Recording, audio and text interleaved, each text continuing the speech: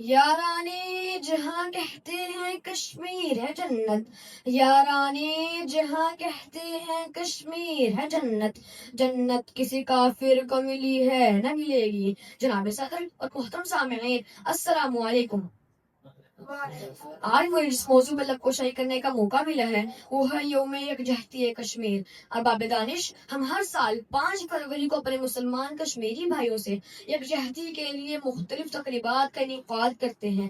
مسلمان وحدت کی لڑی میں پروئے ہوئے ہیں۔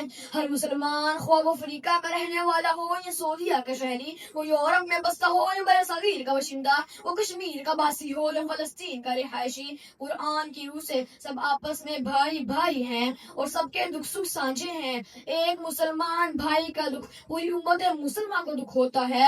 آج کشمیر میں ہمارے مسلمان بھائی جو ظلم و تشدد کا شکار ہیں وہ کسی سے مخفی نہیں۔ وہاں ان کی مذہبی آزادی سلب ہو رہی ہے، ان کے حقوق پہ ڈاکہ ڈالا جا رہا ہے، ان کی زندگیوں کو اجیرن بنایا جا رہا ہے۔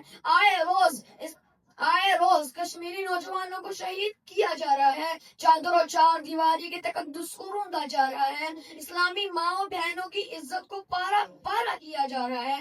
ایسے میں ہم سب مسلمانوں کا فرض بنتا ہے کہ ہم ان کے ہم آواز بنیں، انہیں اپنی مدد اور تعاون کا یقین دلائیں۔